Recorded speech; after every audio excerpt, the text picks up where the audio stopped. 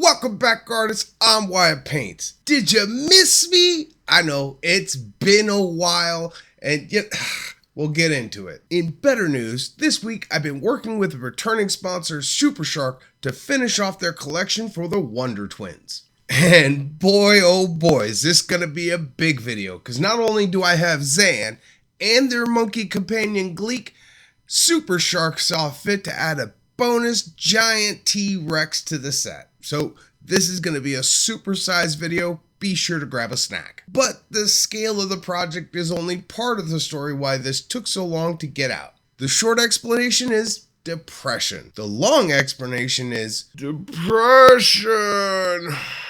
Yeah, I know, super personal, but it is what it is. And depression is one of those things, as soon as you feel like you're turning a corner on it, smacks you in the face again. But for my money, there's nothing that blows away those mental clouds than finishing off a nice project. So I'm gonna leave that mental unpacking for my therapist. In the meantime, meet me over at the painting table. I'm gonna grab my brushes so we can get started. Now, since I want the models to fit with the Jaina I painted a few weeks ago, I need to make sure to paint the bases the same, and it just makes sense to do them all together. Thankfully, this is simple enough, first by giving everything a quick once over with matte black. Yeah, I'm painting black on black again, but there's a reason. This coat is going to ensure any thin spots on my prime are solid black and give me a uniform finish to build from. It only takes a couple of minutes, so not much reason to skip this step.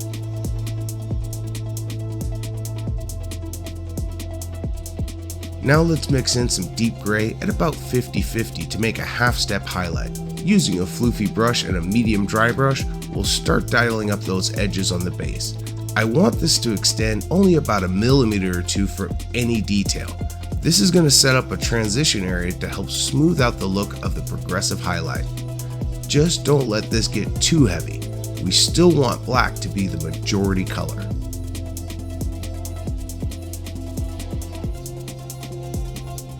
Finally, moving on to just pure deep gray and an even bigger floof brush. This way, I can dust on a super light dry brush. The goal here is to only catch the very edges of the detail and slowly peek out those highlights, leaving us with a very dark and jagged alien terrain for our figures to stand in. While it might be boring to start with the bases, I find there's nothing more unsatisfying than putting the finishing touches on a model only to then have to go back and paint the ground. So I do it first. That way, when I'm done, I'm done.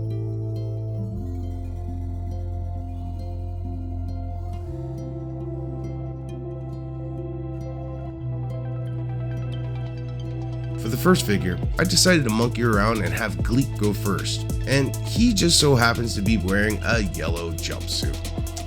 Yep, I'm ripping that band-aid off now. But I did do myself a bit of a favor by priming these parts in gray. It's not going to perform miracles, but it's going to make getting complete coverage a lot easier. And to make sure that coverage comes easy, I reached for demigod flames for the base tone. Even with these precautions, it's going to take a few passes to get everything a nice loud orange. Throw in a movie and just lock in.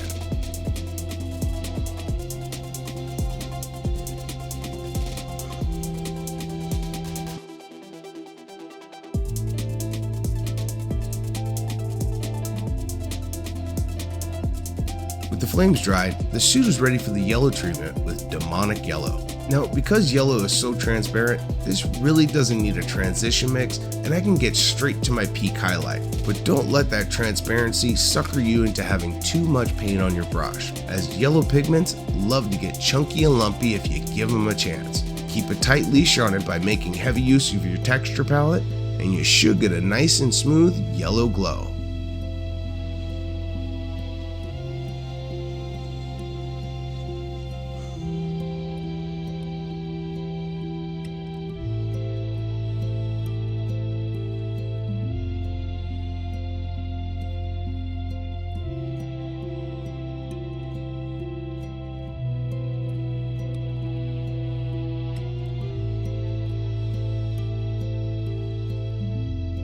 Zooming in on his chest emblem, I masked it off using a bit of painter's tape to black it out.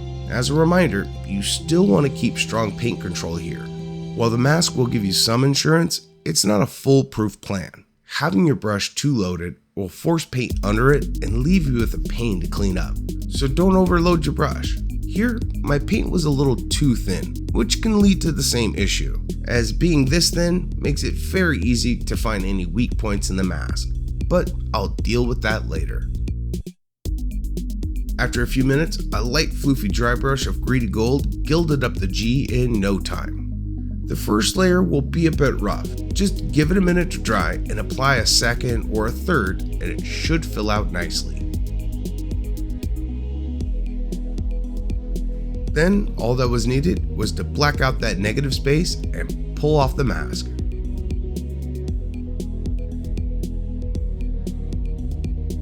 And now you can see the mask issue I had.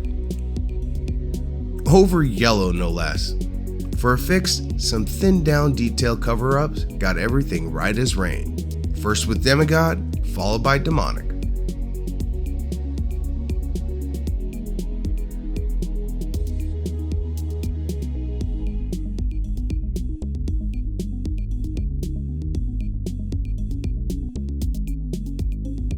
Now, Gleek's Fur was a sticking point for me. The original Gleek had a very simple Hanna-Barbera style, but this sculpt has a lot more detail.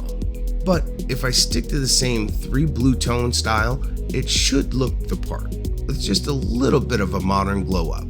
So to start things off, I grabbed Thunderous Blue for his main body fur. Being even and completely opaque are the only requirements here.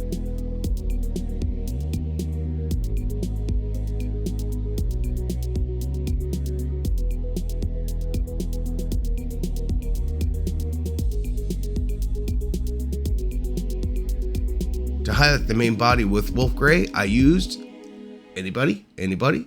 That's right, another dry brush. Not only is this going to pick up all the surface detail, it's also going to add a bit of a fur grain as well. What can I say? I like keeping things simple. Simple is fast and satisfying. There's going to be plenty of difficult to paint parts later, so it's pretty important to me to have fun and enjoy the parts that I can just zone out and paint.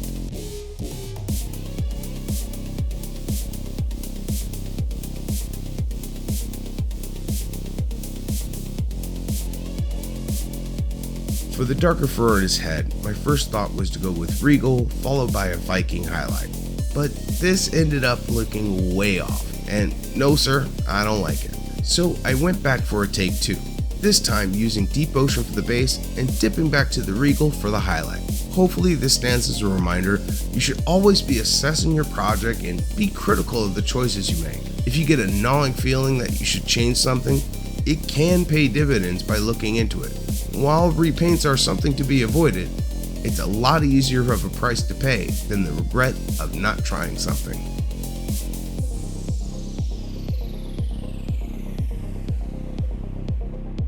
For the light blue parts, Shield Wall Blue is the one putting in the work. This is pretty much a paint by numbers section. Start at the toes and work your way up to the ankle and wrist. But unfortunately, my camera decided that my thumb is the most important thing to be in focus. Thanks, Samsung.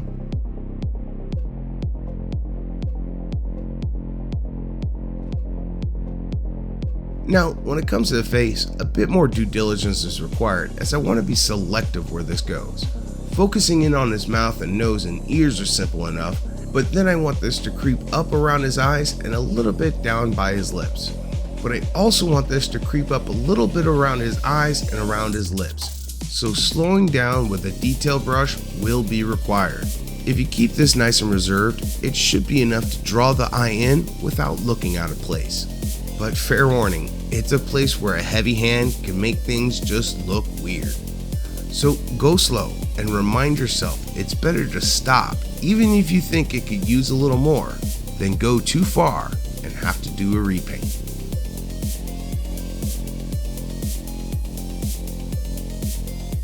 Grabbing some dark blue, I gave all the light areas a quick wash, and this should serve as a good example of the results you get when you don't thin your washes. The pigments in these thicker washes can give the surface a muddy and unintentional look. While this isn't the end of the world, it's gonna need an extra bit of cleanup to knock down any weird dark spots. But don't worry, if yours ended up looking like mine, a quick dry brush of shield wall should even things out.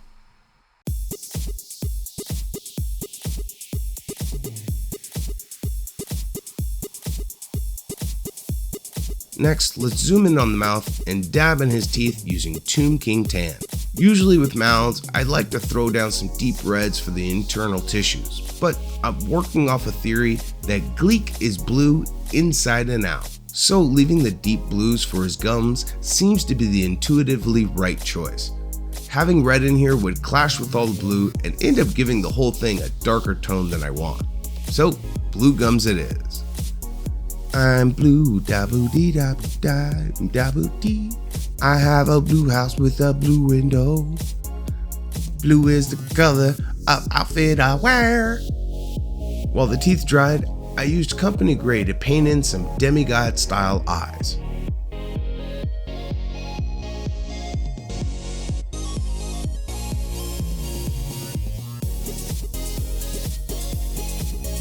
Finally, to finish off Gleek, I had to switch back to his jumpsuit to take care of his belt and the thin ribbing along his chest. Now the original suit doesn't have all of these extra details, so I made a judgment call and decided to use Diabolic Plum to tie it in with the Wonder Twins' suit. It was just a happy accident, he ended up looking like a Lakers fan. R.I.P. Kobe.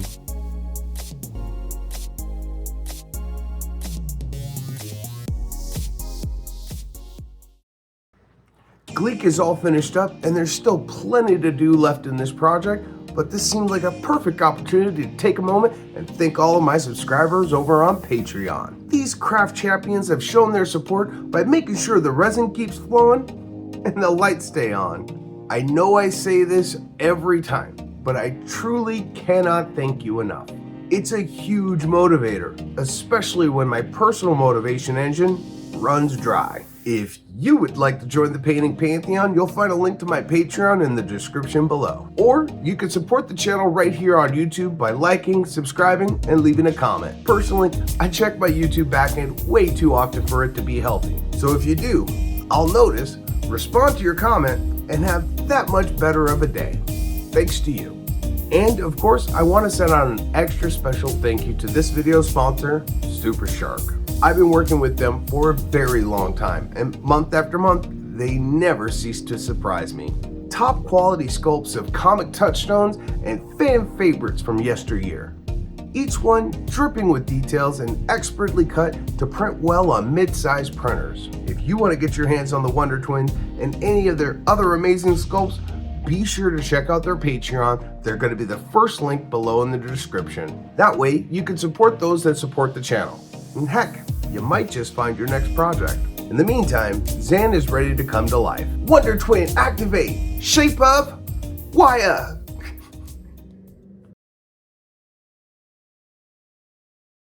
Seeing as his base is already done, I can jump right to Zan's boots and glove. And similar to the base, I've already given everything a matte black once over and is following it up with a black and deep gray 50-50 mix overbrush. The overbrush here is going to push the boots to be a slightly lighter color than the base, just so it doesn't get lost in that sea of black. Whenever I have elements that sit right next to each other that are essentially the same color, making small differences like this will help keep them from looking too same. In fact, I skipped doing the dry brush of pure deep gray here for that very reason.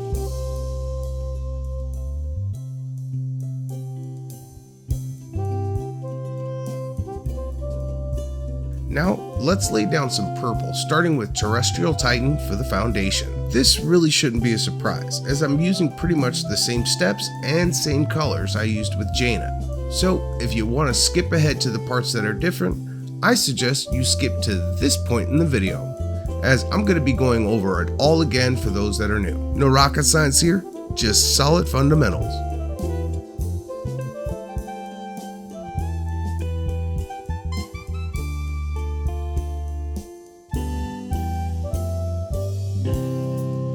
For a soft highlight, I mixed in 50-50 with Diabolic Plum.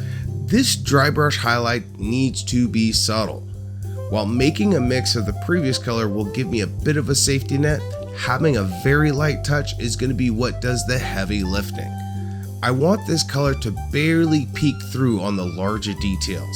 So this means keeping a close eye on the paint load and making sure my brush strokes don't force the bristles into the muscular valleys.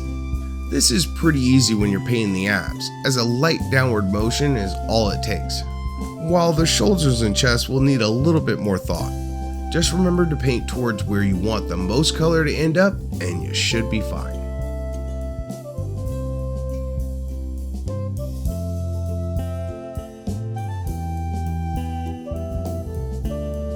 Now to move on to the brighter purples with pure Diabolic Plum.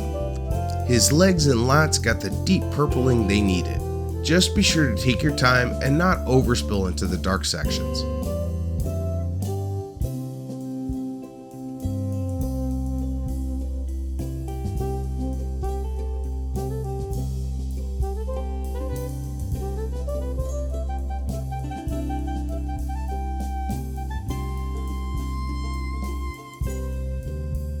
Just like before, I'm mixing up a 50-50 highlight of Diabolic Plum and Spellbound Fuchsia. It's the same delicate highlight we just did, just with lighter colors. And what's awesome is, those lighter colors actually make it a little bit easier to pull off because it's easier to see the results of each stroke. But even with that, don't come into this trying to do it too fast. There's no sense rushing good work to become mediocre.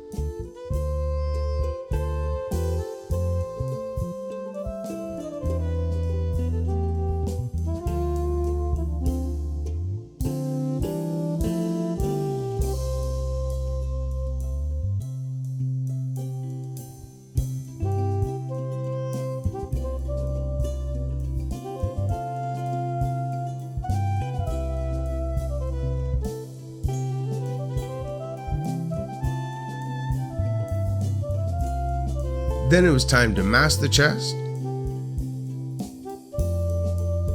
buff on some greedy gold, have a satisfying mask pull, and black out the negative space.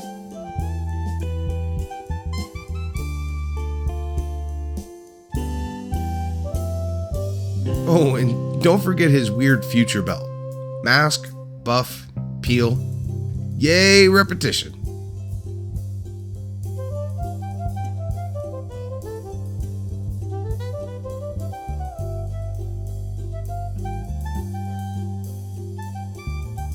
Keeping the greedy gold out, it was time for the slow detailed gilding of the suit trim, which for me meant throwing on a movie to paint to. For me, I went with Tenet because it's a banger, but it does slow down my painting due to watching too much.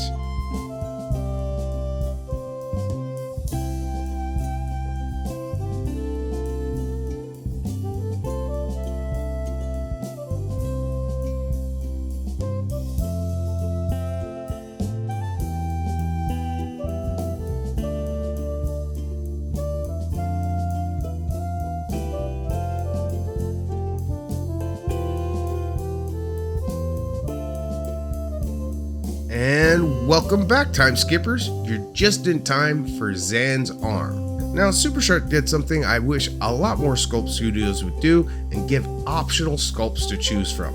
I ended up picking a nice and classic ice arm. And to get it all nice and icy, the first step is to be a base of deep ocean blue.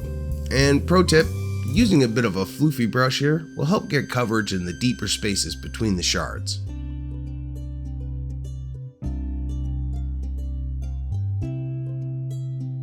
Now, for the highlighting, I'm going to be using a series of blues with lighter and lighter applications. First up is Tidal Blue and a medium dry brush. I want this to cover about 60% of the surface, so that it lightens everything up significantly.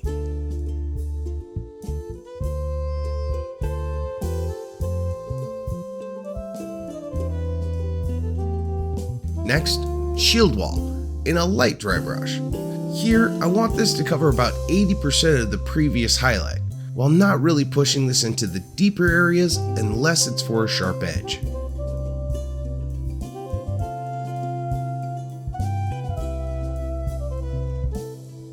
Then I'm moving up to the similarly named Void Shield Blue in an even lighter pass, covering about 50% of the previous.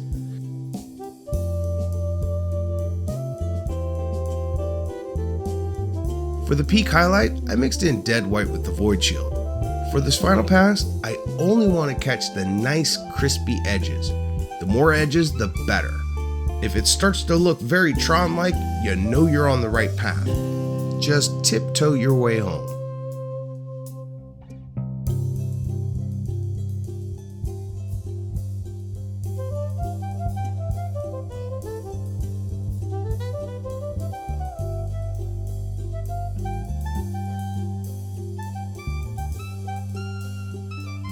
Now to add a bit of pizzazz, I'm using a brand new to me product, Vallejo Special Effect Frost. Because of that, this is uncharted waters for me. As a disclaimer, you shouldn't really try out new products in the middle of your project. You really want to know what it's going to do before you use it. So this is one of those do what I say and not what I do situations. So since this video is to learn, feel free to learn from my mistakes. For a first application, I just went with a simple thin wash over the entire arm. One thing I immediately noticed though is that this stuff wants to foam if you let it. Now I could have took the time to pop all these bubbles, but part of me wanted to see just what was going to happen.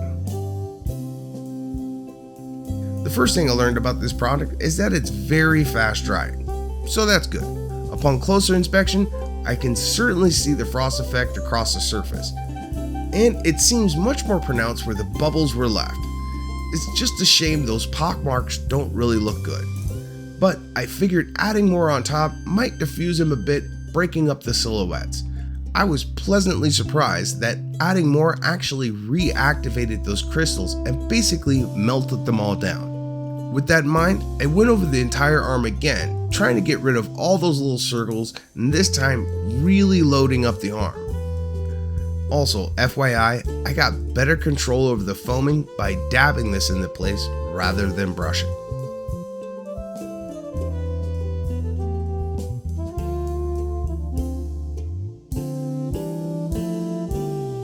After round 2 of drying, I got much better results with crystal growth, and it looks as though the crystals grow best with the frost effect pooled as it dried. So hanging this to dry with the areas where you want the most crystals pointing towards the floor is ideal.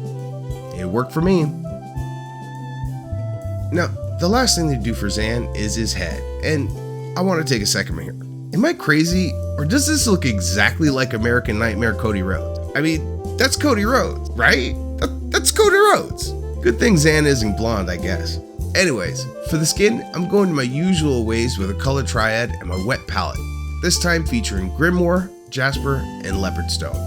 Just like any other face I paint, it starts with a solid tone to build from. In this case, Grimoire.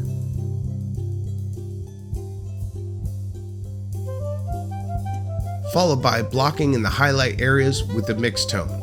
And yeah, it looks rough. But this is one of those processes that goes from looking really bad to looking better, then probably looking bad again until it looks decent. You just kind of have to trust the process.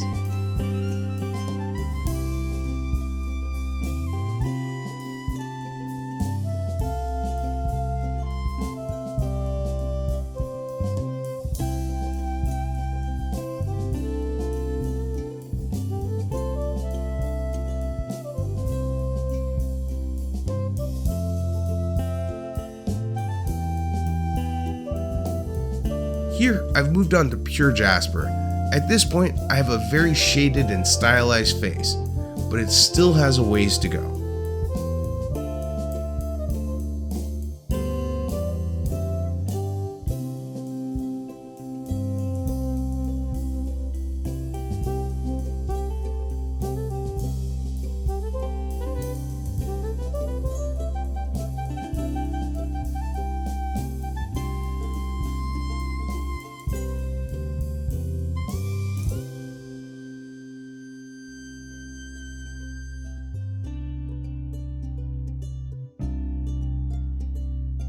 By the time I reach the end of my color spectrum, I've reduced my painting area to just the peak highlights. And remember, I'm only blocking in the areas where the highlights need to be.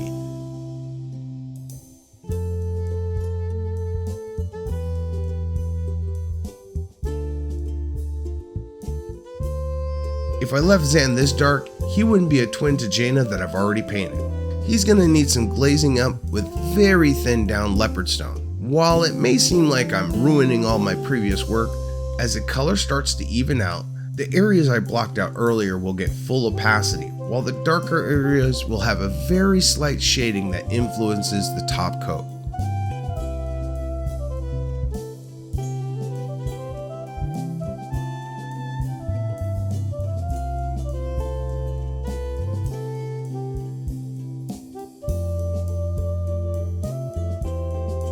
After dabbing in some light gray for his eyes and a slash of jasper for his pouty lip, I moved up to his hair with a base of near black and a soft dry brush of deep gray.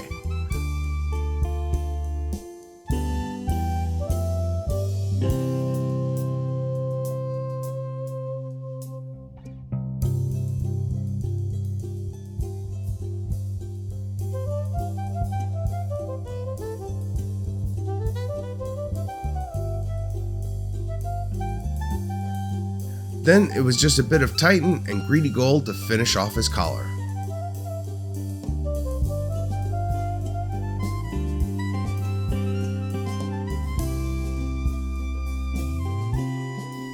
The final and largest part of this trio of models is this big old Ice T-rex. And while it's certainly big and intimidating, I've already tackled the eyes doing Zan's arm. The only real change here is the added difficulty of handling the model. So, no need to shake up the formula that already works. Deep ocean blue base,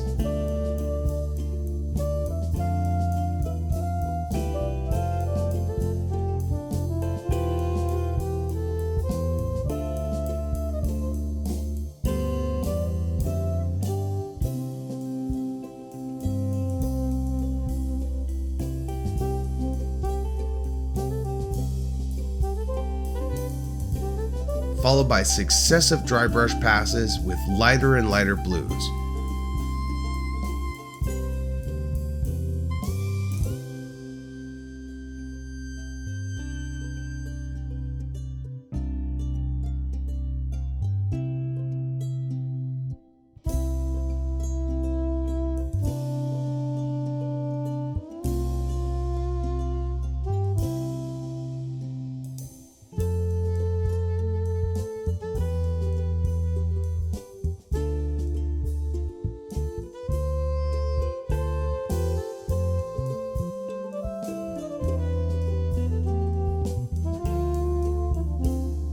For the frost effect, it went pretty much the same as the arm, but with the added experience, I knew I had to let this dry upside down so the majority of the large crystals would form on its back. While he did need a little bit of extra love here and there, for the most part, that was it, which means this project was done. And golly gee, this came out super keen. I wanted to display the full group together, but that T-Rex was just too much of a chunky boy to fit with everybody. Now, brass tacks artists, this is a mountain of a project. It took almost as much time as the Fantastic Four diorama did. So be prepared for a significant time investment, but it's always extra satisfying for me to finish off a large project, and it's extra good feels when it turns out this well. While I did do all the painting, I have to take my beanie off to SuperShark for this one. Fantastic work. They captured the iconic vibe of the Wonder Twins while giving them a fresh, updated look. Way to really thread the needle on that one, fellas. Be sure to hit them up if you want to give this statue a shot. That said, while I will be looking forward to my next SuperShark project, I have quite a few projects sitting in depression limbo that I need to get going. But I can't do that yapping here. So as always, thank you for watching, stay creative, and always enjoy the process.